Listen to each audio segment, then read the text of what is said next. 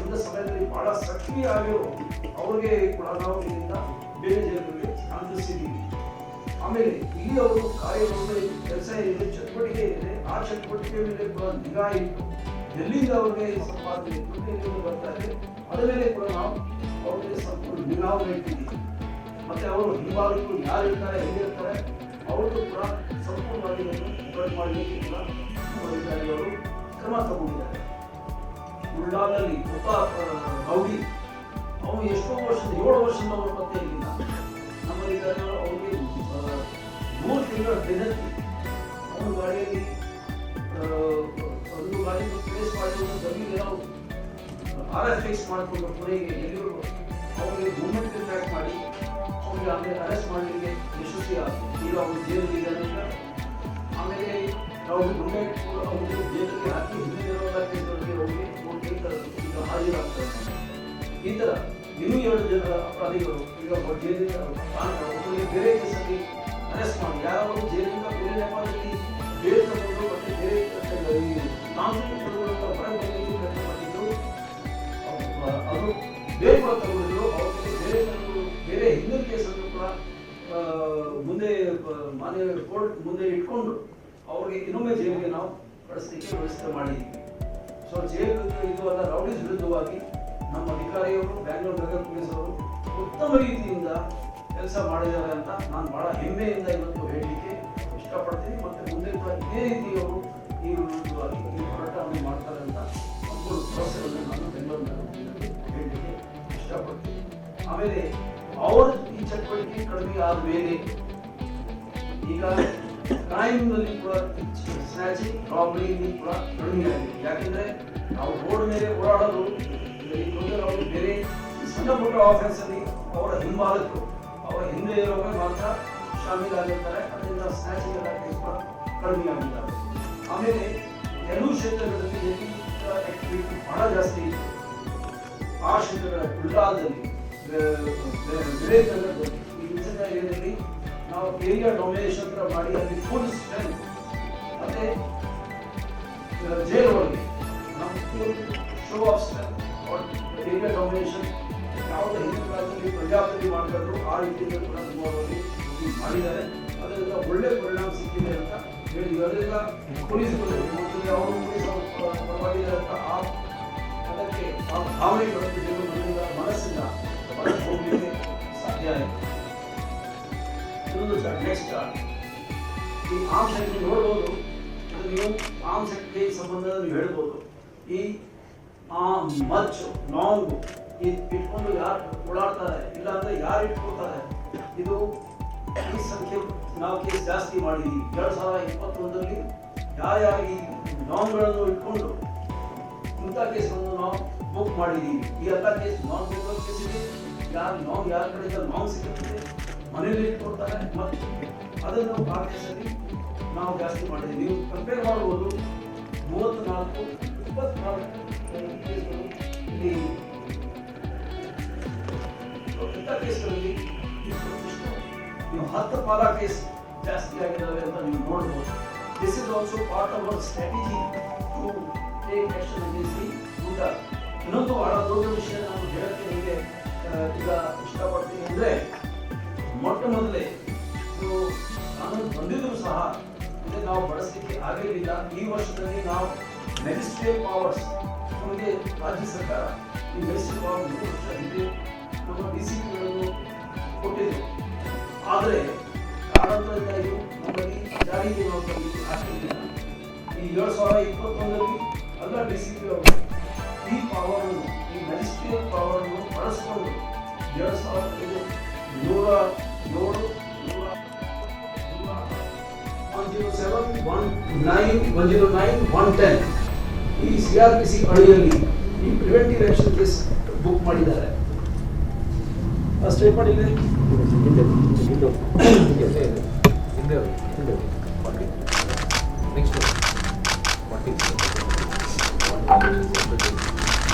ನೀವು ಇದರಲ್ಲಿ ನೋಡ್ಬೋದು 43 ಜನ 2021ರಲ್ಲಿ ಡೆಪ್ಟಿ ಕಮಿಷನರ್ ಆಫ್ ಪೊಲೀಸ್ ಅವರೇ ಕೋರ್ಟ್ ನಡೆಸ್ಕೊಂಡು as district magistrate, as additional district magistrate, they have done this, they have conducted these courts. 43 ಜನರನ್ನು ಜೈಲು ಕಳಿಸಿದ್ದಾರೆ. ಯಾಕಂದ್ರೆ ಅವ್ರಿಗೆ ಬಾಂಡ್ ತಗೊಳ್ತಾರೆ, ಬಾಂಡ್ ಅವರು ಆದ್ಮೇಲೆ ಕೂಡ ಅಪರಾಧ ಮಾಡಿದ್ರೆ ಅವಾಗ ಅವ್ರಿಗೆ ಆ ಬಾಂಡ್ ಅವಧಿ ಉಳಿದು ಸಮಯವರೆಗೆ ಅವ್ರಿಗೆ ಜೈಲು ಕಳಿಸಲಿಕ್ಕೆ ಅವರಿಗೆ ಅಧಿಕಾರ ಇದೆ. 43 ಕೇಸಲ್ಲಿ 43 ರೌಡಿಗಳನ್ನು ಅವರು ಜೈಲು ಕಳಿಸಿದ್ದಾರೆ. ಆಮೇಲೆ ನೀವು ನೋಡ್ಬೋದು 10 ಜನರು ಗಡೀಪಾರು ಮಾಡಿದ್ದಾರೆ. ಇದು ಡಿಸಿಪಿ ತಮ್ಮ ಅಧಿಕಾರ ವ್ಯಾಪ್ತಿಯಲ್ಲಿ ಅದನ್ನು ಚಲಾಯಿಸಿ ಜನರನ್ನು ಅವರು ಜೈಲು ಕಳಿಸಲಿಕ್ಕೆ ಸಾಧ್ಯ ಆಯಿತು. ಇದರಿಂದ ಈ ಸಣ್ಣ ಪುಟ್ಟ ಪುಡಾರಿ ಸಣ್ಣ ಪುಟ್ಟ ಯಾರು ಜೈಲು ಇದು ಅಪರಾಧಿ ಇರ್ತಾರೆ ಅವರಿಗೆ ಅವರು ಕಾನೂನು ಬಿಸಿ ಮುಗಿಸ್ಲಿಕ್ಕೆ ಸಾಧ್ಯ ಆಯಿತು. ಈಗ ಕೆಲವರಿಗೆ ಜಿಲ್ಲೆಯಲ್ಲಿ ಮಾತ್ರ ಇಲ್ಲ, ಗಡೀಪಾರು ಮಾಡಿ ದೂರ ಜಿಲ್ಲೆಗಳಿಗೆ ಅವರೇ ನೇಮಿಸಿ ಅಲ್ಲಿ ಇರಲಿಕ್ಕೆ ಆದೇಶವನ್ನು ಮಾಡಿದ್ದಾರೆ. ಮತ್ತೆ ಪ್ರಿಪರೇಷನ್ ಟು ಡೆಪಾರ್ಟಿ ಎಲ್ಲ ಮಾಡೋಕ್ಕೆ ಕೂಡ 129 ಜನರನ್ನು ಈ ಅಪರಾಧಿಗಳು ಯಾರು ವ್ಯವಸ್ಥೆ ಮಾಡ್ತಾರೋ ಸಜ್ಜಾಗಿದ್ದರು ಅವ್ರ ಮೇಲೆ ಕೂಡ ಕ್ರಮ ಆಯಿತು. ಇದರಿಂದ ಒಳ್ಳೆ ಕಾರ್ಯಾಚರಣೆ ನಡೆದಿದೆ. ನೆಕ್ಸ್ಟ್ ಇದು ನಾನು ಬಹಳ ಹೆಮ್ಮೆ ಇಂದ ತಮ್ಮ ಜೊತೆ ಹಂಚಲಿಕ್ಕೆ ಇಷ್ಟಪಡ್ತೀನಿ. ಇದು ಒಂದು ನಾವು ಬಹಳ ಒಂದು ನೋಡಿದ್ದನ್ನು ಹೇಳ್ಬೋದು, ಆದರೆ ಬಹಳ ಹೆಚ್ಚಿನ ಪ್ರಮಾಣದಲ್ಲಿ ಈ ಡ್ರಗ್ ನಮ್ಮ ಬೆಂಗಳೂರಿಗೆ ಮುಂದೆ ಬರ್ತಾ ಇತ್ತು. ಆದರೆ ಸರ್ಕಾರದ ಸನ್ಮಾನ್ಯ ಮುಖ್ಯಮಂತ್ರಿ ಗೃಹ ಮಂತ್ರಿಯವರ ಆದೇಶದ ಪ್ರಕಾರ ಅವರು ನಮ್ಮ ಬೆಂಗಳೂರು ಪೊಲೀಸರು ಈ ಬಗ್ಗೆ ಬಹಳ ಶ್ರಮ ವಹಿಸಿ ಒಂದು ವಿಶೇಷ ಕಾರ್ಯಾಚರಣೆ ಮಾಡಿ ಒಳ್ಳೆ ಕೆಲಸವನ್ನು ಮಾಡಿದ್ದಾರೆ. ತಮಗೆ ನಾನು ಎಲ್ಲ ವಿವರವನ್ನು ಕೊಡ್ತೀನಿ. 2020 ಜುಲೈ ಆದಮೇಲೆ ನಮಗೆ ಗೊತ್ತಿದೆ ವಿಶೇಷ ಕಾರ್ಯಾಚರಣೆ ನಡೆದಿತ್ತು. ಸೆಲೆಬ್ರಿಟಿ ಡ್ರಗ್ ರ್ಯಾಕೆಟ್ ವಿರುದ್ಧವಾಗಿ ಸೆಲೆಬ್ರಿಟಿ ಡ್ರಗ್ ರ್ಯಾಕೆಟ್ ಮೇಲೆ ಕೆಲಸ ಆಯಿತು. ಸುಮಾರು ಜನ ಅಲ್ಲಿ ದಸ್ತಗಿರಿ ಆಗಿದ್ರು. ನಿಮಗೆ ಗೊತ್ತಿರ್ಬೋದು, ಸನ್ಮಾನ್ಯ ಸುಪ್ರೀಂ ಕೋರ್ಟ್ ಬಗ್ಗೆ ಹೋದರೂ ಸಹ ಅಲ್ಲಿ ಪೊಲೀಸರು ಅಲ್ಲಿಂದ ಮಾತ್ರ ಕೆಲವರಿಗೆ ಮಾತ್ರ ಬೇಲ್ ಸಿಕ್ತು. ಎಲ್ಲ ಕೇಸಲ್ಲಿ ಚಾರ್ಜ್ ಶೀಟ್ ಹಾಗಾಗಿದೆ. ಮತ್ತೆ CFS ಅಲ್ಲಿಂದ ಇದು ಹೇರ್ ಸ್ಯಾಂಪಲ್ ಅಲ್ಲಿ ನಮಗೆ ಡ್ರಗ್ಸ್ ಮತ್ತೆ ಸಿಂಥೆಟಿಕ್ ಡ್ರಗ್ಸ್ ಎವಿಡೆನ್ಸ್ ಸಿಕ್ಕಿದೆ. ಬಹಳ ಸರಿಯಾದ ರೀತಿಯಿಂದ ಸೈಂಟಿಫಿಕ್ ಇನ್ವೆಸ್ಟಿಗೇಷನ್ ಮಾಡಿ ಇದು ಪ್ರತಿಯೊಂದು ರೀತಿಯಿಂದ ಆ ಕೇಸ್ಗಳನ್ನು ಬಲಪಡಿಸಲಾಗಿದೆ. ತದನಂತರ ನಾವು ಸತತವಾಗಿ ಗಾಂಜಾ ವಿರುದ್ಧವಾಗಿ ಬೇರೆ ಸಿಂಥೆಟಿಕ್ ಡ್ರಗ್ಸ್ ವಿರುದ್ಧವಾಗಿ ಒಂದು ಹೋರಾಟವನ್ನು ಮಾಡಿದ್ದೀವಿ. ಮತ್ತೆ ಗಾಂಜಾ ಬೆಂಗಳೂರಿನಲ್ಲಿ ಬಹಳ ಹೆಚ್ಚಿನ ಕ್ವಾಂಟಿಟಿ ಬರ್ತಾ ಇತ್ತು. ಈಗ ಅವರು ಸ್ಟ್ರಾಟಜಿ ಬದಲಾವಣೆ ಮಾಡಿದ್ದಾರೆ. ಯಾರು ಪ್ರತಿಯೊಂದು ಡ್ರಗ್ ಬಗ್ಗೆ ಸ್ಟ್ರಾಟಜಿ ಬದಲಾವಣೆ ಮಾಡಿದ್ದಾರೆ. ಅವರಿಗೆ ಭಯ ಏನಂದರೆ ಜಾಸ್ತಿ ಕ್ವಾಂಟಿಟಿ ಕಳಿಸಿದ್ರೆ ಅವ್ರಿಗೆ ಯಾರು ತಗೊಳ್ಳೋರು ಪೊಲೀಸವರೇ ಇರಬೇಕು ಅಂತ, ಅಂದರೆ ಪೊಲೀಸವರೇ ನಮಗೆ ಟ್ರ್ಯಾಪ್ ಮಾಡ್ತಾರೆ ಅಂತ ಹೇಳಿ ಅವರು ಭಯ ಇಲ್ಲ. ಈಗ ಜಾಸ್ತಿ ಕ್ವಾಂಟಿಟಿ ತರ್ತಾ ಇಲ್ಲ, ಆದರೆ ಸಿಗ್ತಾ ಇದೆ. ಮೊನ್ನೆ ಕೂಡ 2 ದಿವಸ ಹಿಂದೆ ಕೂಡ 200 kg ಸೀಸ್ ಮಾಡಿದ್ದಾರೆ. ಅದಕ್ಕೆ ಪ್ರತ್ಯೇಕವಾಗಿ ನಿಮಗೆ ಆಮೇಲೆ ವಿವರ ಕೊಡ್ತಾರೆ. ಈಗ ಒಂದು ಮಾಹಿತಿ ಈಗ ಒಟ್ಟು ಸೇರಿದರೆ ನಮ್ಮಲ್ಲಿ ನಿಮಗೆಲ್ಲ ವಿವರ ಇಲ್ಲೇ ಇದೆ. 2021ರಲ್ಲಿ 3,700 kgಯಷ್ಟು ಮಾದಕ ದ್ರವ್ಯಗಳು ಸಿಕ್ಕಿದವೆ. ಇದರಲ್ಲಿ ಈಗ ಪ್ಯಾಟರ್ನ್ ಚೇಂಜ್ ಮಾಡಿದ್ದೀವಿ. ಯಾಕೆಂದ್ರೆ ಗಾಂಜಾ ಈ ಅಂತ ಬಳಸೋರು ಈ ಸ್ಲಮ್ಗಳಲ್ಲಿ, ಲೋ ಇನ್ಕಮ್ ಏರಿಯಾಗಳಲ್ಲಿ ಈ ಜಾಸ್ತಿ ಬಳಸ್ತಾರೆ. ಕಾಸ್ಟ್ಲಿ ಡ್ರಗ್ಸ್ ಅಂದ್ರೆ ಸಿಂಥೆಟಿಕ್ ಡ್ರಗ್ಸ್ ಜಾಸ್ತಿ ಇರುತ್ತದೆ. ಕೊಕೇನ್, ಹಶೀಶ್, ಅಫೀಮ್, ಆಮೇಲೆ LSD, MDMA ಈ ಎಲ್ಲ ಡ್ರಗ್ಸ್ಗಳದ್ದು ಬಾಳಿಕೆ ಈ ಪಾರ್ಟಿಗಳು ಮತ್ತೆ ಶ್ರೀಮಂತ ವರ್ಗದಲ್ಲಿ ಜಾಸ್ತಿ ಇದೆ. ಅದರಂತೆ ನಾವು ಈ ವಿರುದ್ಧವಾಗಿ ಕೂಡ ಹೋರಾಟವನ್ನು ಜಾಸ್ತಿ ಮಾಡಿದ್ದೀವಿ. ಈ KG ಲೆಕ್ಕದಲ್ಲಿ ಗಾಂಜಾ ಬರುತ್ತದೆ, ಆದರೆ ಅದಕ್ಕೆ ವ್ಯಾಲ್ಯೂ ಈ ಸಿಂಥೆಟಿಕ್ ಡ್ರಗ್ಸ್ ಗಿಂತ ಕಡಿಮೆ, ಮಾರ್ಜಿನ್ ಕಡಿಮೆ ಇರುತ್ತದೆ. ಆದರೆ ಎರಡು ವಿರುದ್ಧವಾಗಿ ನಾವು ಸಮರ ಹೋರಾಟ ಮಾಡಲೇಬೇಕಾಗುತ್ತದೆ. ಡ್ರಗ್ಸ್ ವಿರುದ್ಧವಾಗಿ ಇದ್ದಾಗ ಅದು ಲೋವರ್ ಕ್ಲಾಸ್ ಸ್ಲಮ್ಸ್ ಅಲ್ಲಿ ಬಡವರಿಗೆ ಅಲ್ಲಿಂದ ನ್ಯಾಯ ಆಗುತ್ತದೆ, ಅದಕ್ಕೆ ಮೋಸ ಆಗುತ್ತದೆ. ಇದರಿಂದ ಈ ಸಿಂಥೆಟಿಕ್ ಡ್ರಗ್ಸ್ ಇಂದ ಈ ಕಾಲೇಜ್, ಸ್ಕೂಲ್ ಅಂತ ಜಾಗ ಕೂಡ ಬಹಳ ಜನ ಯುವ ಪೀಳಿಗೆ ಹಾಳಾಗ್ತಾ ಇದೆ. ಈ ಬಗ್ಗೆ ನಾವು ಸಾಕಷ್ಟು ಕಾರ್ಯಾಚರಣೆಯನ್ನು ಮಾಡಿದ್ದೀವಿ. ಈಗ ನೀವು ಫಿಗರ್ಸ್ ನೋಡಿದ್ರೆ ಬ್ರೌನ್ ಶುಗರ್ ಕೂಡ ನಮ್ದು season brown sugar, opium 2019 figures ಮುಂದೆ ತಗೋತೀವಿ, ಅದು ನಿಮಗೆ ಬಹಳ ಸ್ಪಷ್ಟವಾಗಿ ಕಾಣುತ್ತದೆ. Ecstasy tablet, ecstasy LSD 150 strips, 150 strips ಇಂದ 12,000 ಸ್ಟ್ರಿಪ್ಸ್ ಹೋಗಿದೆ. ಹಿಂದೆ ಹೋಗಿ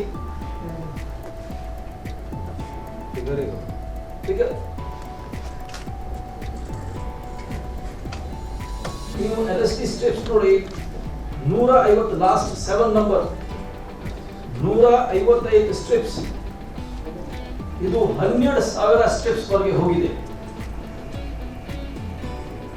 ಮಧ್ಯದಲ್ಲಿ ನೀವು ಎಕ್ಸ್ಟಸಿ ಟ್ಯಾಬ್ಲೆಟ್ ನೋಡಿ, 1,500 ಎಕ್ಸ್ಟಸಿ ಟ್ಯಾಬ್ಲೆಟ್ ಇತ್ತು, ಇದು ಸೀದಾ 8,000 ಮೇಲೆ ಹೋಗಿದೆ. MDMA ಪೌಡರ್ ಕೆಜಿಯಲ್ಲಿ ಬರೀ 400 kg ಸಿಕ್ಕಿತ್ತು, ಈಗ 19 kg MDMA ಸಿಕ್ಕಿದೆ. ಇದು ಒಂದೊಂದು LSD ಎಕ್ಸ್ಟಸಿ ಬರೀ ಇಷ್ಟೇ, ಒಂದು ಸ್ಟ್ಯಾಂಪ್ ಅಷ್ಟು ಇರುತ್ತದೆ. ಅದು 2,000 ಇಂದ 5,000 ಹೋಗುತ್ತದೆ. ಶುರು ಪಾರ್ಟಿ ಶುರುವಾಗ 2,200 ಕೊಡ್ತಾರೆ. ಆಮೇಲೆ ಪಾರ್ಟಿ ಬೇರೆ ಹೋದಾಗ ಯಾವಾಗ ಬೇಕೇ ಬೇಕು ಅಂದರೆ ನಮಗೆ ಅವಾಗ ಡಿಮಾಂಡ್ ಜಾಸ್ತಿ ಆಗುತ್ತದೆ, ಮನುಷ್ಯ ಡೆಸ್ಪೇಟ್ ಆಗ್ತದೆ, ಅವಾಗ ಇವರು 5,000 ಅಷ್ಟು ಮಾಡ್ತಾರೆ. ಸೊ ಈ ಎಲ್ಲ ವ್ಯಾಲ್ಯೂ ಅದ್ರ ಮೇಲೆ ಡಿಪೆಂಡ್ ಆಗೋದು. ಇದು ವೇರಿಯಬಲ್ ಥರ ಇದೆ. ಸಿಂಥೆಟಿಕ್ ಡ್ರಗ್ಸ್ ಅಲ್ಲ, ಇದು ಬಹಳ ಹೆಚ್ಚಿನ ಪ್ರಮಾಣದಲ್ಲಿ ಇದು ಸೀಸರ್ ಆಗಿದೆ. ನೆಕ್ಸ್ಟ್ ಫಿಗರ್ ನೋಡಿದ್ರೆ ನಿಮಗೆ ಇಲ್ಲಿ ಸ್ಪಷ್ಟವಾಗಿ ಕಾಣುತ್ತದೆ. ಇದು ಎಷ್ಟು ಜನ ಅರೆಸ್ಟ್ ಮಾಡಿದ್ದೀವಿ, ಕೇಸಸ್ ಮತ್ತೆ ಮನುಷ್ಯ ಎಷ್ಟು ಜನ ಅರೆಸ್ಟ್ ಆಗಿದ್ದಾರೆ ನಿಮಗೆ ಇಲ್ಲಿ ಸ್ಪಷ್ಟವಾಗಿ ಕಾಣುತ್ತದೆ. 2019 ನೀವು ಕಂಪೇರ್ ಮಾಡಿದರೆ ಇದು 5 ಪಾಲ ಜಾಸ್ತಿ ಆಗಿದೆ. 19ಗೆ ನೀವು ಕಂಪೇರ್ ಮಾಡಿದರೆ ಇದರಲ್ಲಿ ಕನ್ಸ್ಯೂಮರ್ಸ್, ಪೆಡ್ಲರ್ಸ್ ಇದು ಅಲ್ಲ, ಎರಡು ಒಟ್ಟಿಗೆ ನಾವು ಅವರ ಮೇಲೆ ಕ್ರಮ ತಗೊಳ್ತಾ ಇದ್ದೀವಿ. ಇದಕ್ಕೆ ಸೋರ್ಸ್ ಗಾಂಜಾ ನಮ್ಮ ಸುತ್ತಮುತ್ತ ರಾಜ್ಯಗಳಿಂದ ಬರ್ತಾ ಇದೆ. ಆ ಬಗ್ಗೆ ನಾವು ಕಾರ್ಯಾಚರಣೆ ಮಾಡ್ತಾ ಇದ್ದೀವಿ. ಅದು ಕಾರ್ಯ ಮಾಡ್ತಾರೆ, ಅಲ್ಲಿ ಬೇಕಾದಾಗ ಪರಿಸ್ಥಿತಿ ಅಲ್ಲಿ ಒಂದು ಹೋಗ್ತಾ ಇದೆ. ಆದರೆ ಈ ಸಿಂಥೆಟಿಕ್ ಡ್ರಗ್ಸ್ ಮೇನ್ ಸೋರ್ಸ್ ಅಲ್ಲಿ ಕೂಡ ಹೈ ಎಂಡ್.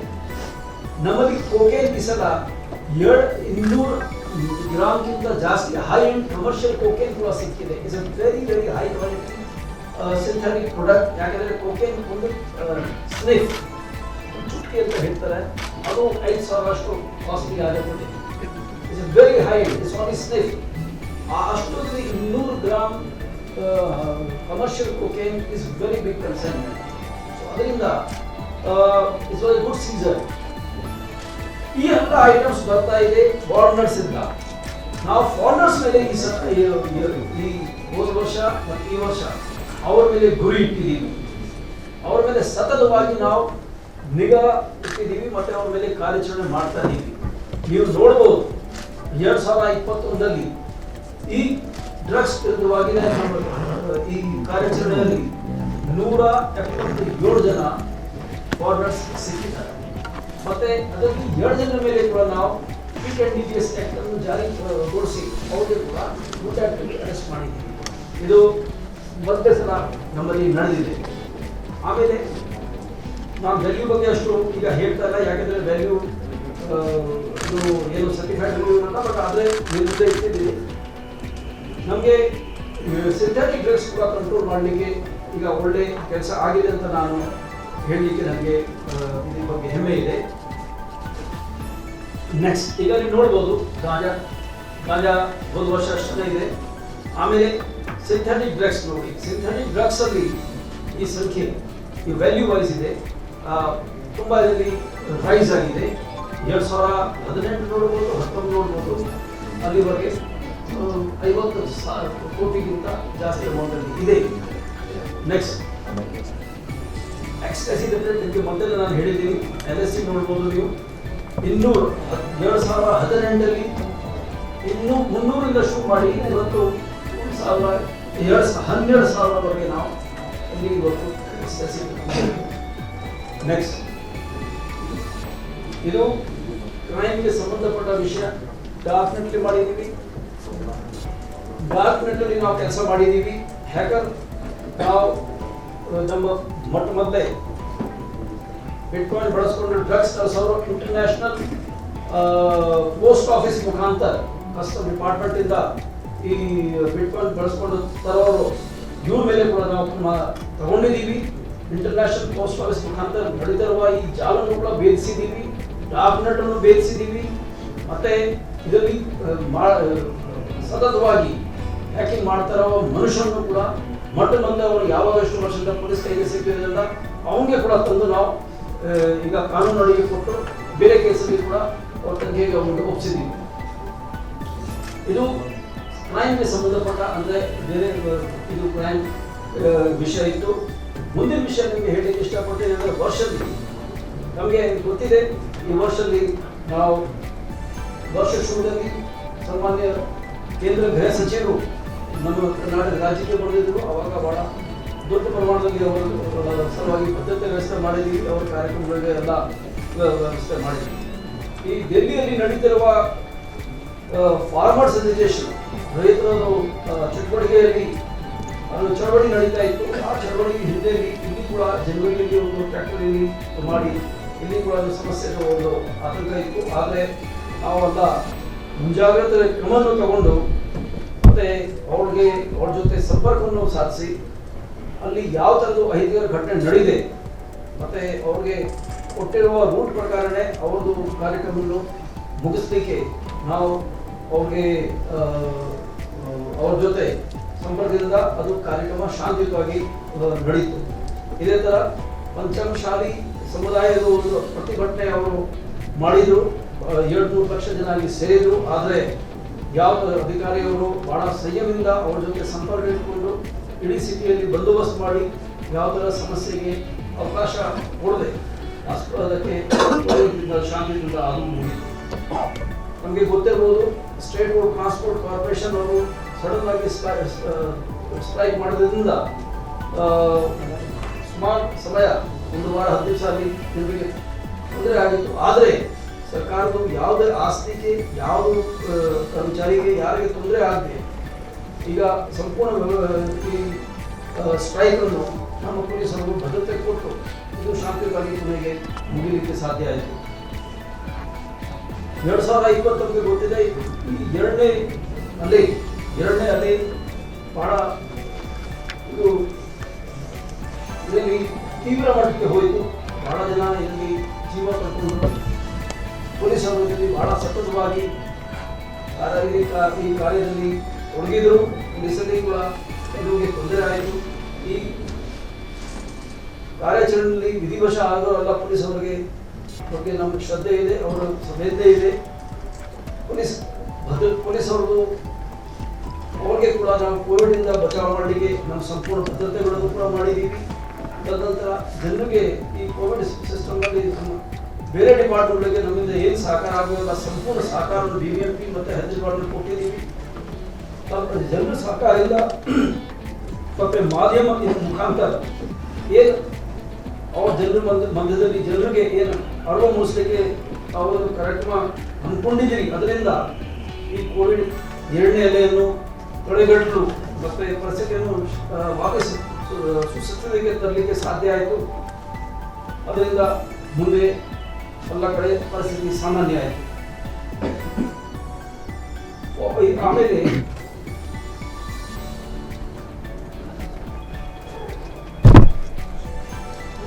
ಈ ವರ್ಷದಲ್ಲಿ ನಾವು ಜೂನ್ 26ಗೆ ಡ್ರಗ್ ಡಿಸ್ಟ್ರಕ್ಷನ್ ಡೇ, ಮಾದಕ ದ್ರವ್ಯಗಳನ್ನು ಅದು ನಾವು ಡಿಸ್ಟ್ರಕ್ಷನ್ಗೆ ಒಂದು ಕಾರ್ಯಕ್ರಮ ಹಮ್ಮಿಕೊಂಡಿದ್ದೀವಿ. 50 ಕೋಟಿಗಿಂತ ಹೆಚ್ಚು ಡ್ರಗ್ಸ್ ಅನ್ನು ಇದೇ ಆಫೀಸ್ ಪ್ರಾಂಗಣದಲ್ಲಿ ಹಿಂದಿನ CM ಮತ್ತು ಹಾಗೆ ಇವತ್ತಿಂದ ಮುಖ್ಯಮಂತ್ರಿಯವರು, ಸನ್ಮಾನ್ಯ ಮುಖ್ಯಮಂತ್ರಿಯವರು ಇಲ್ಲಿ ಒಂದು ಡ್ರಗ್ ಡಿಸ್ಟ್ರಕ್ಷನ್ ಡೇ ಮಾಡಿ ಅದು ಓತ್ ಡ್ರಗ್ ನಾವು ಬಳಸಲ್ಲ ಅಂತ ಒಂದು ಶಪಥ ಗ್ರಹಣ ಕಾರ್ಯಕ್ರಮ ಕೂಡ ಮಾಡಿದ್ದು. ನಮಗೆ ಗೊತ್ತಿದೆ, ಇದು ಒಂದು ಬಾಂಗ್ಲಾದೇಶಿ ಮಹಿಳೆ ಮೇಲೆ ನಡೆದಿರುವ ಘಟನೆಯನ್ನು ನಮ್ಮ ಈಸ್ಟ್ ವಿಭಾಗದ ಪೊಲೀಸರು ತ್ವರಿತ ಕಾರ್ಯಾಚರಣೆ ಮಾಡಿ ಒಂದೇ ಒಂದು 12 ಗಂಟೆ ಒಳಗೆ ಆ ಅಪರಾಧಿಗಳನ್ನು ದಸ್ತಗಿರಿ ಮಾಡಿ ಆ ಅಪರಾಧಿಗಳನ್ನು ಜೈಲಿಗೆ ಕಳಿಸಲಿಕ್ಕೆ ಅವರು ಸಾಧ್ಯ ಆಯಿತು. 1.5 ತಿಂಗಳ ಒಳಗೆ ಕೇಸನ್ನು ಇನ್ವೆಸ್ಟಿಗೇಷನ್ ಸಂಪೂರ್ಣವಾಗಿ ಮುಗಿಸಿ ಕೇಸನ್ನು ಚಾರ್ಜ್ ಶೀಟ್ ಕೂಡ ಹಾಕಲಾಯಿತು. ಆಮೇಲೆ 2 ರೌಡಿ ರೇಟೆಡ್ ಮರ್ಡರ್ ಕೇಸಲ್ಲಿ 3 ಕೇಸಲ್ಲಿ ಬಹಳ ಉತ್ತಮ ರೀತಿಯ ತನಿಖೆಯನ್ನು ಮಾಡಿ ಒಂದು ಬಾನಸವಾಡಿ ಹತ್ರ, ಬನಶಂಕರಿ ಹತ್ರ, ಒಂದು ಕೊರಮಂಗಲದಲ್ಲಿ ಮತ್ತೆ ಇನ್ನೊಂದು ಈ ಉಪ್ಪಾರಪೇಟೆ ಲಿಮಿಟ್ಸ್ ಅಲ್ಲಿ, ಕಾಟನ್ಪೇಟೆ ಲಿಮಿಟ್ಸ್ ಅಲ್ಲಿ ಈ 3 ಕೇಸಲ್ಲಿ ಪೊಲೀಸರು ಒಳ್ಳೆ ಕಾರ್ಯಾಚರಣೆ ಮಾಡಿ ಈ ಕೇಸಲ್ಲಿ ಹೈಕೋರ್ಟ್ವರೆಗೆ ಬೇಲ್ ಸಿಗೋ ವ್ಯವಸ್ಥೆಯನ್ನು ಮಾಡಿದ್ದಾರೆ. ಆಮೇಲೆ ಕೆಲವು ರೌಡೀಸ್ ಬಹಳ ವರ್ಷದಿಂದ ತಪ್ಪಿಸ್ಕೊಂಡಂತವ್ರು ಯಾರ ಕೈಗೆ ಸಿಗದಿರೋದ್ರಿಂದ ಅವ್ರಿಗೆ ಆಮೇಲೆ ಪೊಲೀಸರು ಅರೆಸ್ಟ್ ಮಾಡಿ ಕೇಸ್ ಇವತ್ತು ಅವ್ರಿಗೆ ಜೈಲಲ್ಲಿ ಇಟ್ಟಿದ್ದಾರೆ.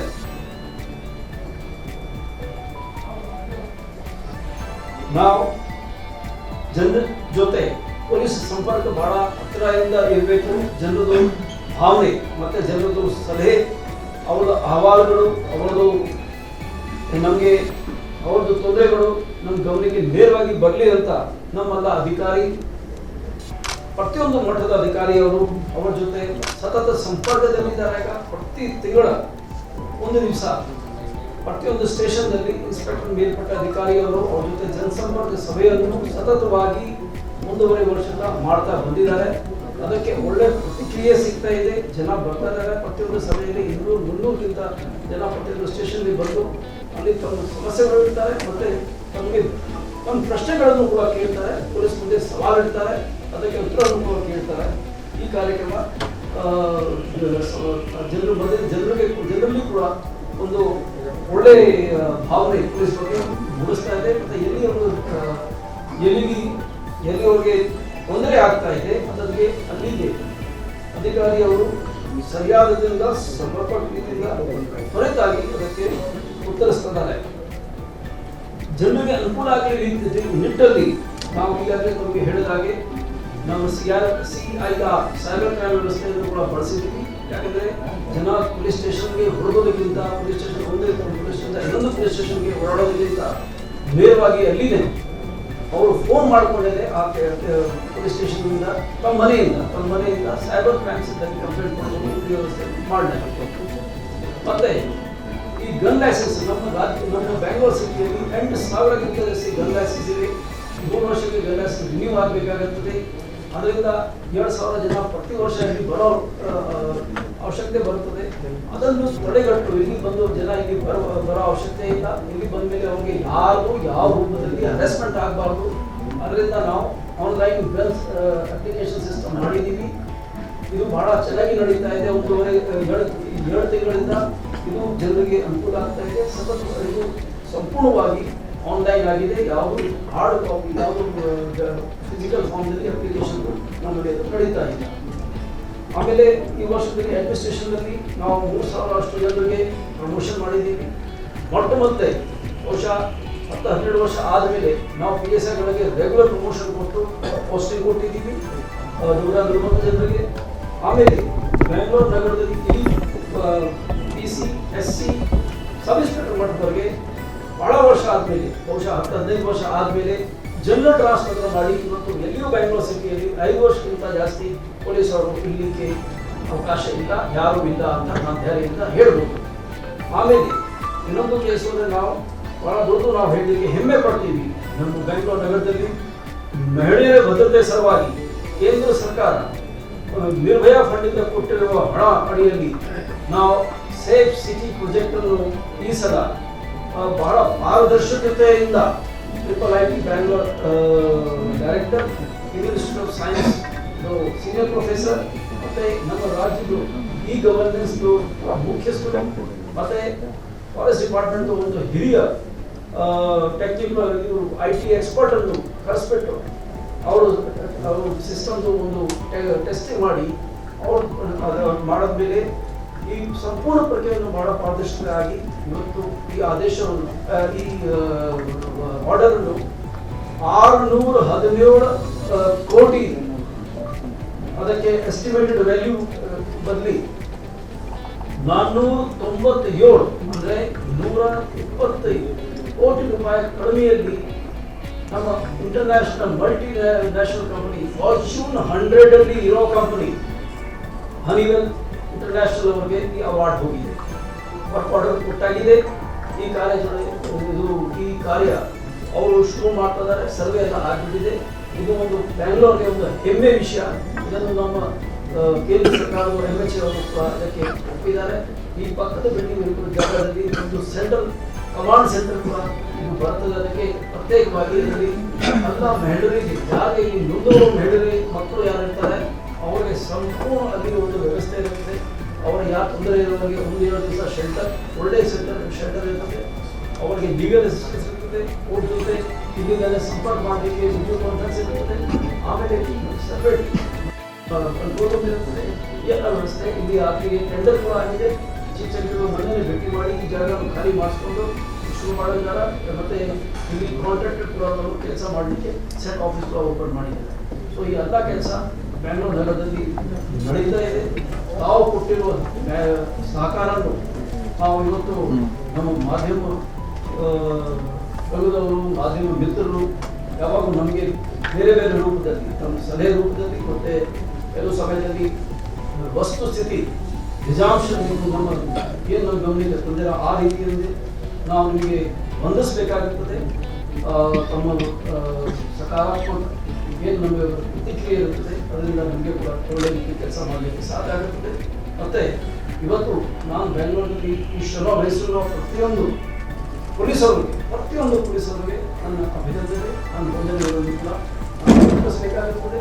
ಮತ್ತು ಬೆಂಗಳೂರು ನಗರದ ಪ್ರಜೆಗಳನ್ನು ಕೂಡ ನಾನು ನನ್ನ ಅನಂತ ವಂದನೆಗಳು ಮತ್ತು ನನ್ನ ಅಭಿನಂದನೆಗಳು ಮತ್ತು ನನ್ನ ಕೃತಜ್ಞತೆಗಳನ್ನು ಹೇಳಲಿಕ್ಕೆ ಇಷ್ಟಪಡ್ತೀನಿ. ಯಾಕಂದರೆ ಅವ್ರು ನೀಡುವ ಸಹಕಾರದಿಂದ ಕೂಡ ನಮಗೆ ನೀಡಿದರೆ ಮಾತ್ರ ನಮಗೆ ಸರಿಯಾಗಿ ಕೆಲಸ ಮಾಡಲಿಕ್ಕೆ ಸಾಧ್ಯ. Thank you.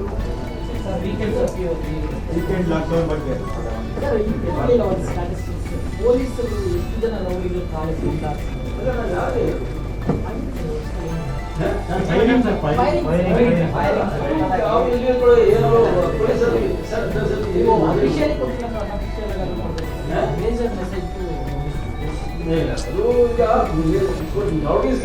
ಬಹಳ ಭಯ ಇದೆ ಅಂತ ನೋಡಿ ಸರ್. ಈಗ 144 ಸೆಕ್ಷನ್ ಇದೆ, ವೀಕೆಂಡ್ ಕರ್ಫ್ಯೂ ಇದೆ, ಲಾಕ್ಡೌನ್. ಕಾಂಗ್ರೆಸ್ ಏನು ಅಂದ್ರೆ 144 ಇದ್ರೆ 5 ಜನ ಇಟ್ಕೊಂಡು ಗುಂಪು ಸೇರಿ ಪ್ರತಿಭಟನೆ ಮಾಡಂಗಿಲ್ಲ, 4 ಜನ ಇಟ್ಕೊಂಡು ಪ್ರತಿಭಟನೆ ಮಾಡ್ತೀವಿ, ನಾವು ಪಾದಯಾತ್ರೆ ಮಾಡ್ತೀವಿ ಅಂತ ಹೇಳ್ತಾರೆ.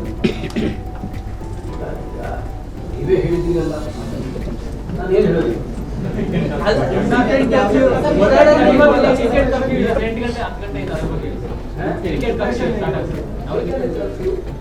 ನನಗೆ ಗೊತ್ತಿಲ್ಲ. ಹಾಗೆ ಚೀಫ್ ಸೆಕ್ರೆಟರಿ ಆರ್ಡರ್ ಇದ್ದಾಗ 10 ಗಂಟೆಯಿಂದ ಶುರುವಾಗಿದೆ. ಅದಕ್ಕೆ ಪೂರಕವಾಗಿ ನಾವು ನಮ್ಮ ಮ್ಯಾಜಿಸ್ಟ್ರೇಟ್ ಆರ್ಡರ್ ಕೂಡ ಶುರು ಮಾಡಿದ್ವಿ.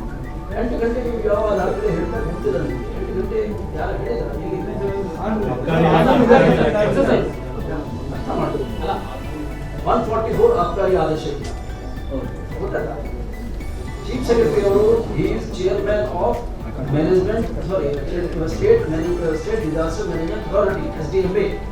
As a chairman of SDMA, he has issued an order. That order has prescribed 10 o'clock. Accordingly, magisterial order has been issued by me as a district magistrate with effect from 10 PM of Friday. Sir, so this is आपकारी और chief secretary Ravikumar sir ಅವರ ಆದೇಶದಲ್ಲಿ guidelines for weekend movement of individuals remain strictly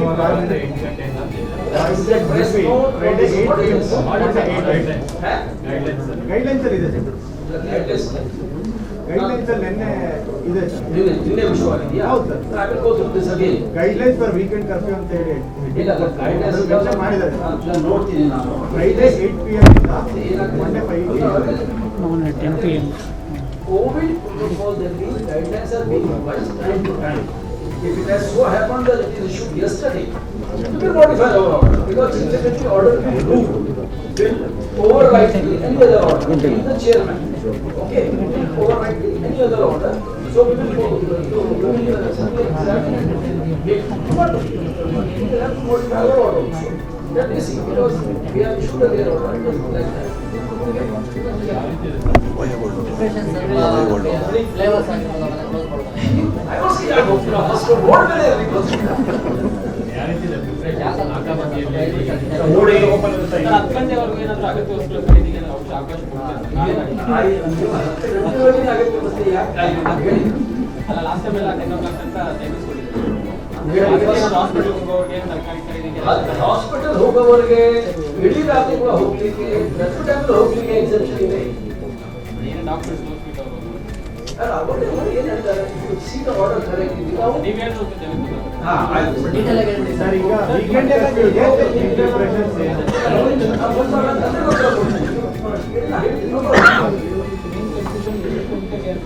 ಇಲ್ಲ ಈಗ detail ಆಗಿ ಹೇಳ್ಬಿಡಿ sir. Santosh weekend curfew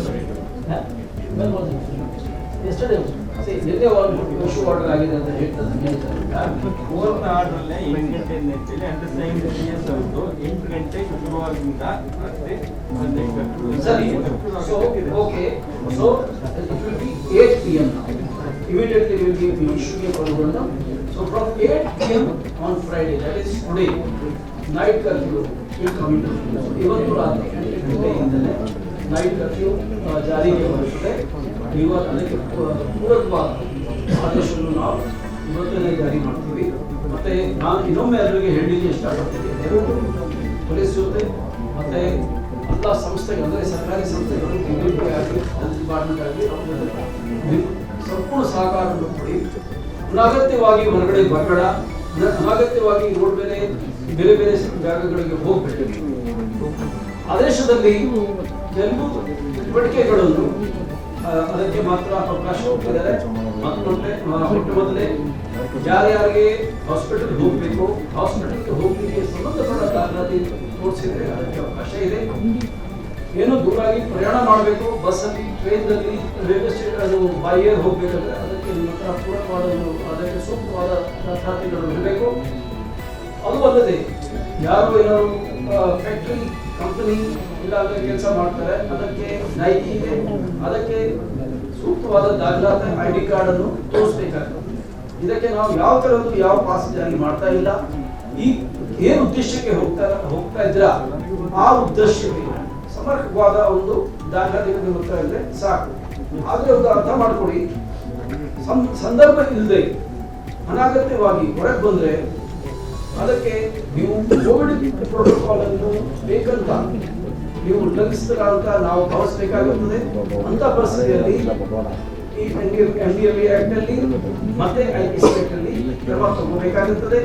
ದಸ್ತಗಿರಿ ಮಾಡ್ತೀವಿ, ಜಂಕ್ಷನ್ಗಳಲ್ಲಿ ನಮ್ಮ ಗಾಡಿ ಮತ್ತೆ BMTC ಖಾಲಿ ವೆಹಿಕಲ್ ಕೊಡ್ತೀವಿ, ಅಲ್ಲಿ ಅವ್ರ ಗಾಡಿ ನಿಮಗೆ ಡಿಟೇಲ್ ಮಾಡಿದ್ರೆ ಆಮೇಲೆ ಕೇಸ್ ಹಾಕಬೇಕಾಗುತ್ತದೆ. ಗಾಡಿ ನೀವು ಸ್ವಂತ ಗಾಡಿಗಳನ್ನು ಕೂಡ ಸೀಲ್ ಮಾಡೋ ಪ್ರಕ್ರಿಯೆ ಬರುತ್ತದೆ. ಅದರಿಂದ ದಯವಿಟ್ಟು ಅವರು ಇಂಥ ಪರಿಸ್ಥಿತಿಗೆ ಅವಕಾಶ ಕೊಡಬೇಡ. ಪೊಲೀಸ್ ಜೊತೆ ಸಹಕಾರ ಕೊಡಿ. ನಿಮ್ಮ ಭದ್ರತೆಗೆ ನಿಮ್ಮ ಸುತ್ತಮುತ್ತ ನಿಮ್ಮ ಪ್ರೀತಿಯ ಬಾಂಧವರ ಬಗ್ಗೆ ನಿಮ್ಮ ಭದ್ರತೆ ಬಗ್ಗೆ ನೀವು ಗಮನ ಇಟ್ಕೊಂಡು ನಮ್ಮ ಜೊತೆ ಸಹಕಾರ ಕೊಡಿ ಅಂತ ನಾನು ಇನ್ನೊಮ್ಮೆ ಕೇಳ್ತೀನಿ. ಸರ್ ಈಸ್ಟ್ ಡಿವಿಷನ್ ಅಲ್ಲಿ 200 ಪೊಲೀಸ್ ಸರ್ ಈಗ ಅದೇ ಒಂದು ಎಕ್ಸ್ಟ್ರಾಕ್ಷನ್ ಕೇಸ್ ಪ್ರಕರಣ ಜಾರಿಗೆ ಪೊಲೀಸ್ ಸರ್ ಸ್ಟೇಷನ್ ಕೇಸ್ ಜಾಸ್ತಿ ಆಗ್ತಿದೆ. ಮಾರ್ಕೆಟ್ ಸ್ಟೇಷನ್ ಇಲ್ಲ ಒಂದು ನಿಮಿಷ ನಾನು ಯಾವುದಕ್ಕೆ ಭದ್ರತೆ ಅನ್ಕೋಬೇಕು ನೀವು ಹೇಳಿ ಸರ್ ಮಾರ್ಕೆಟ್ ಅಲ್ಲಿ ಅವ್ರು ಹೇಳಿ ಮಾತಾಡಿ. ಅಂತ ಪೊಲೀಸ್ ಜಾಸ್ತಿ ಆಗ್ತದೆ. ನೋಡಿ ಪೊಲೀಸು ನಾವು ಇದಕ್ಕೆ ರೆಡಿ ಇದ್ದೀವಿ. ಇದು ನಾವು ಪೊಲೀಸಿಂದ ಇಲ್ಲಿ ಈ ಕೆಲಸ ಬಿಟ್ಟು ಓಡಿ ಹೋಗ್ಲಿಕ್ಕೆ ಆಗಲ್ಲ. ನಿನ್ನೆ ಅಧಿಕಾರಿಗಳಿಗೆ ಹೇಳಿದೀವಿ, ನಾವು ಪ್ರಿಕಾಷನ್ ತಗೋಬೇಕು. ಇದು ಪ್ಯಾನಿಕ್ ಬೇಡ. ನಾವು ಹಿಂದೆ ಕೂಡ ನೋಡಿದೀವಿ, ಇವತ್ತು ಕೂಡ ಇದ್ದೀವಿ. ನಾವೆಲ್ಲ ವ್ಯಾಕ್ಸಿನೇಷನ್ ನಮ್ಮದು ಆಗಿದೆ. ಅದರಿಂದ ನಾವು ಏನೋ ಡ್ಯೂಟಿಯಿಂದ ಒಳ್ಳೆ ಹೋಗಲಿಕ್ಕೆ ಆಗಲ್ಲ, ಅಂಡರ್ ಡ್ಯೂಟಿಲಿ ಇರ್ತೀವಿ ನಾವು, ಅಂಡರ್ ಇರ್ತೀವಿ. ಯಾವ ವಯಸ್ಸು ಯಾವ ಬೆಳಿಗ್ಗೆ ಬಿಡಲ್ಲ. ಹಾಗೆ ಬಹಳ ಸೀರಿಯಸ್ ಇಶ್ಯೂ ಇದ್ರೆ DCP ಇನ್ಸ್ಪೆಕ್ಟರ್ಗಳು ಈ ಬಗ್ಗೆ ತೀರ್ಮಾನ ತಗೊಳ್ತಾರೆ, ಆದರೆ ಡ್ಯೂಟಿಗೆ ಅಂದರೂ ಇರಲೇಬೇಕು. ಈಗ ಇದು 3ನೇ ಸಲ ಇದೆ, ನಾವು ಇದು ಡ್ಯೂಟಿ ಬಿಟ್ಟು ಹೋಗ್ಲಿಕ್ಕೆ ಆಗಲ್ಲ. ನಾವು ಇಲ್ಲಿ ಮಿನಿಮಮ್ ನಮ್ಮದು ಪ್ರಿಕಾಷನ್ ಸಾಧ್ಯತೆ ಪ್ರಿಕಾಷನ್ ಡ್ಯೂಟಿ ಮಾಡ್ತೀವಿ. ಡ್ಯೂಟಿ ಡಬಲ್ ಈಗ ಮಾಸ್ಕ್ ಕಡ್ಡಾಯ ಇದೆ. ಹೊರಗಡೆ ಪಬ್ಲಿಕಲ್ಲಿ ಇದ್ದಾಗ ಫೇಸ್ ಮಾಸ್ಕ್ ನಮ್ಮ ಅಧಿಕಾರಿಗಳು ನೋಡ್ತಾರೆ. ಈಗ ಡಿಸಿಪ್ಲಿನ್ ಮಾಡಿರ್ತಾರೆ. ಮತ್ತೆ ಯಾರಿಗೆ ನಾವು ಹೆಚ್ಚು ಕಡಿಮೆ ಆಗುತ್ತೆ ಅದಕ್ಕೆ ಕೂಡ ಈಗ ಈ ಸಲ ಸುಬ್ರಹ್ಮಣ್ಯೇಶ್ವರ ರಾವ್ ಅವರೇ ಈ ಬಗ್ಗೆ Covid operation public as well as for police he will be in charge of all these operations ಮಾಡ್ತಾರೆ. ಇದಕ್ಕೆ ನಾವು ಮಾಡ್ತೀವಿ.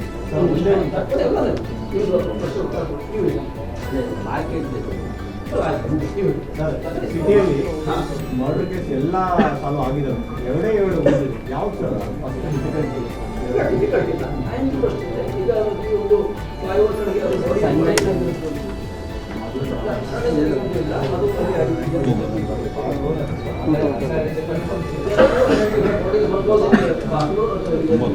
ಅದಕ್ಕೆ ನಾವು ಮಾಡ್ತಾ ಇದ್ದೀವಿ. ಬಾಗಲೂರಿಗೆ ಒಂದಿದೆ, ಒಂದು ಗೋವಿಂದಪುರದಲ್ಲಿ ಇದೆ. Totally complete charred body dump ಇದೆ. ಹೊರಗಡೆ ಬಂದಲ್ಲಿ ಬಾಡಿ ಇತ್ತು, ಅದರಿಂದ ಇಲ್ಲಿಗೆ ಬಂದಿದೆ ಆದರೂ ಕೇಸ್ ಹೋಗೋದಾಗಿಲ್ಲ. Case investigation all cases are on our scan.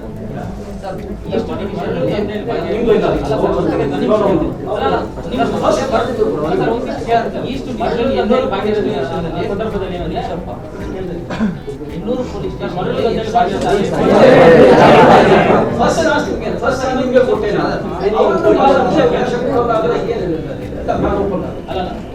First question ನಿಮಗೆ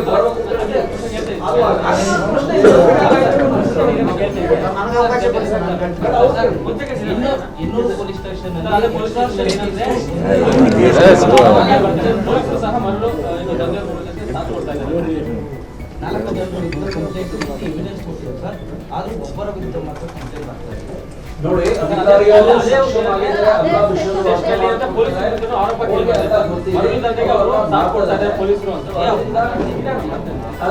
ಅದರಿಂದ ಪೊಲೀಸರಿಗೆ ಎಲ್ಲ ಗೊತ್ತಿದೆ. ಎಲ್ಲ ಅವರು ಕೇಸ್ ಮಾಡ್ತಾರೆ, ಕಾನೂನು ಗೊತ್ತಿದೆ. ಮಾಡಕ್ಕೆ ಕೊಡೋವರೆಗೂ ಕಾನೂನು ಗೊತ್ತಿದೆ, ಮಾಡೋರಿಗೆ ಗೊತ್ತಿದೆ. ಎಲ್ಲಿ ಯಾರು ತಪ್ಪಿಸ್ಕೊಂಡು ಹೋಗ್ತಾ ಇಲ್ಲ. Law has been set into motion. Law has been set into motion. If law was not set into motion, you can ask about that. Law has been set into motion. But how much, what is it? Nobody can question that.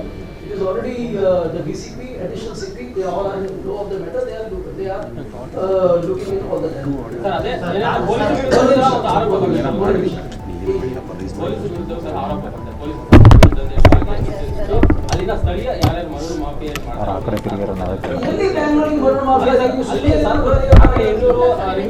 ನಡೀತಾ ಇದೆ.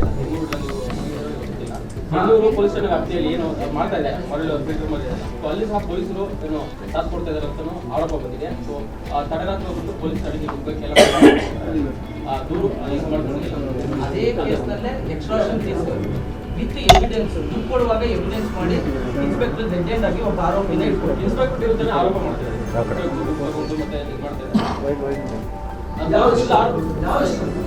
ಬರಲ್ಲ ಒಂದು 2 ವಿಷಯ ಹೇಳ್ತೀನಿ ನಿಮಗೆ. ACB ಯಾಕೆ ಹೋಗಿಲ್ಲ? ACB ಯಾಕೆ ಹೋಗಿಲ್ಲ? It's a corruption case, man. Then why didn't they go to ACB? I have not seen any video. Primary judicial over prevention of corruption like this is ACB.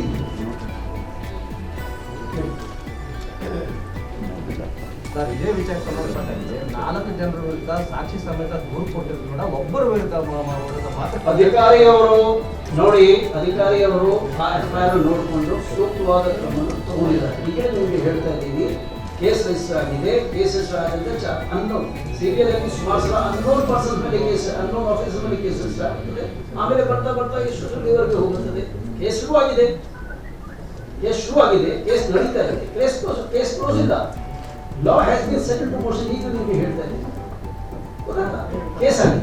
ಮುಂದೆ ಏನೇನು ಬರ್ತದೆ ಮಾಡುತ್ತಲ್ಲ. ಈಗ ಕೇಸ್ FIR ಮೇಲೆ case ಶುರುವಾಗಿ ಅಲ್ಲಿಗೆ ಬರ್ಲಿ ಏನೇನು ಮುಂದೆ ಬರ್ತದೆ. ಓಕೆ ಸರ್, ಒಂದು ವೇಳೆ ಅದೇ ಪ್ರಕರಣದಲ್ಲಿ ಪೊಲೀಸರು ಸಹ ಆರೋಪ ಕೇಳಿಬಂದಿದೆ, ಇದರಲ್ಲಿ ಭಾಗಿಯಾಗಿದ್ದರೆ ಏನು ಕ್ರಮ ತಗೊಳ್ತಾರೆ? ನೋಡಿ, ಇನ್ನೂರ 12 ಜನ ಸಸ್ಪೆಂಡ್ ಆಗಿದ್ದಾರೆ, ಎಲ್ಲ ಕ್ರಮ ಆಗ್ತಾ ಇರುತ್ತೆ. ಸಮಯಕ್ಕೆ ಯಾವ ಥರ ಹಿಂದೆ ಬರ್ತದೆ ಆ ಥರ ಕ್ರಮ ಆಗ್ತಾ ಇದೆ. Anybody does anything wrong, nobody will be spared. This is what I can confidently say for it. ನಾಳೆ ಹೋಟೆಲ್ಗಳ ಹೊರತುಪಡಿಸಿ ಏನೇನಿರುತ್ತೆ ಎಲ್ಲ ಸರ್ ಅದೇ ಏನೇನಿದೆ ಸರ್ ದಿನಸಿ ಅಂಗಡಿ ತರಕಾರಿ ಅಂಗಡಿ ಹೋಟೆಲ್ ಇಂಥದ್ದು ಇಲ್ಲ ಯಾವ್ದು ನೋಡಿ, ಸರ್ಕಾರಿ ಆದೇಶದಲ್ಲಿ ಫುಟ್ಪಾತ್ ಅಂಗಡಿಗಳು ಮತ್ತೆ ಬೇರೆ ಫುಡ್ ಅಂಗಡಿ ಎಲ್ಲ ಅಂಗಡಿಗಳನ್ನು ಅವಕಾಶ ಕೊಟ್ಟಿದ್ದಾರೆ. ಸೊ ಅದರಿಂದ ಅದ್ರ ಮೇಲೆ ನಿಬಂಧನೆ ಇಲ್ಲ. ಹೋಟೆಲ್ ಸ್ವಲ್ಪ ಪರ್ಮಿಷನ್ ಇದೆ, ಆದರೆ ಅವರು ಅಲ್ಲಿ ಮಾರಂಗಿಲ್ಲ, ಅವರು ಹೌಸ್ ಡೆಲಿವರಿಗೆ ಅವರು ನಡೆಸಬೇಕು. ಅಂದ್ರೆ ಪಾರ್ಸಲ್ ಇದೆ. ಅವರೇ ಬಂದು ತಗೊಂಡೋಗ್ಬೇಕು ಹೋಟೆಲ್ ಈಗ ಅಲ್ಲಿಗೆ ಬಂದು ಅಲ್ಲಿ ಅವರು ಇಲ್ಲಿ ಬಂದು ಹೋಮ್ ಡೆಲಿವರಿಗೆ ಅವಕಾಶ ಇದೆ. ಹೋಮ್ ಡೆಲಿವರಿ ಅವಕಾಶ ತಗೊಂಡು ಹೋಗೋ ನೆಪದಲ್ಲಿ ಯಾರು ನಿಮ್ಮಲ್ಲಿ ನನ್ನ ಜೊತೆ ಯಾವಾಗ ಹೋದ್ಸಲ ಬಂದಾಗ ಒಂದು ಜಾಗದಲ್ಲಿ ಅವರು ಅಲ್ಲಿ ಕಾಫಿ ಕುಡಿತಾರೆ, ಟೀ ಕುಡಿತಾರೆ, ಎಲ್ಲ ಇದು ಪಾರ್ಸಲ್ ತಗೊಂಡು ಬರ್ಲಿಕ್ಕೆ ಬಂದಿದ್ದ ಹೇಳಿ ಅಲ್ಲಿ 5-6 ಜನ ನಿಂತ್ಕೊಂಡ್ಬಿಟ್ರೆ ಗೊತ್ತಲ್ಲ. ಸುಮ್ಮನೆ ಸ್ವಲ್ಪ ಇಷ್ಟು ಸ್ವಲ್ಪ ಅದಕ್ಕೆ ಅವಕಾಶ ಕೊಡಲ್ಲ. ಕಡ್ಡಾಯವಾಗಿ ಪಾಲನೆ ಮಾಡಿ ಸರ್ಕಾರದ ಈ ಉದ್ದೇಶ ಜನರದ್ದು ಭದ್ರತೆ ಸಲುವಾಗಿ ಇದೆ, ಅದಕ್ಕೆ ಗೌರವ ಕೊಡಬೇಕು. ರೋಡ್ ಬ್ಯಾರಿಗೇಡ್ ಮತ್ತೆ ಈಗ ಇದಕ್ಕೆ ಯಾವ ಥರ ಅವಶ್ಯಕತೆ ಬರ್ತದೆ ಎಲ್ಲ ಮಾಡ್ತಾರೆ. ಏರ್ ಡ್ರೈವರ್ ಕ್ಲೋಸ್ ಆಗಿಲ್ಲ, ಟ್ರೈನ್ ಡ್ರೈವರ್ ಕ್ಲೋಸ್ ಇಲ್ಲ, ಲೋಡ್ ನೋಡ್ಕೊಂಡು ಲೋಡ್ ನೋಡಿ. ಇಡೀ ಆಂಧ್ರ ಬಂದಿಲ್ಲ, ತಮಿಳುನಾಡು ಬಂದಿಲ್ಲ, ಅಲ್ಲಿ ನಮ್ಮ ಹಿಡಿದಿದ್ದಾರೆ. We have to control crowding in Bangalore city. This is the objective. ಅದಕ್ಕೆ ಏನು ಬೇಕು ಮಾಡ್ತೀವಿ, ಜನರು ಅಲ್ಲಿ ಹೋಗಕ್ಕೆ ಬೇರೆ ಕಡೆ ಹೋಗಲೇಬಾರ್ದು ಆದರೆ ಇಲ್ಲಿ ಗೊತ್ತಾಯ್ತಾ? ಹಂಗೆ ಸರಿ ಈ ಜನರು ಹೋರಾಟ ಕೂಡ ನಾವು ನಿಲ್ಲಿಸಬೇಕಾಗುತ್ತೆ, ಸಂಪೂರ್ಣವಾಗಿ ನಿಲ್ಲಿಸಬೇಕು ಅಂತ ಅದರ ಆದೇಶ ಇಲ್ಲ. ಇಂಪಾರ್ಟೆಂಟ್ ಏನಂದ್ರೆ ಸರ್, ಈಗ ಸಿಟಿಗೆ ರೈತರು ಗ್ರಾಮಾಂತರ ಭಾಗದಿಂದ ಬರ್ತಾ ಇದ್ದಾರೆ. ಅಂಥ ವೆಹಿಕಲ್ಸ್ ಅಂಥವ್ರ ಬಗ್ಗೆ ಸರ್ಕಾರಿ ತರ್ತಾರಲ್ಲ, ಸರ್ಕಾರಿ ತರ್ತಾರಲ್ಲ ಸರ್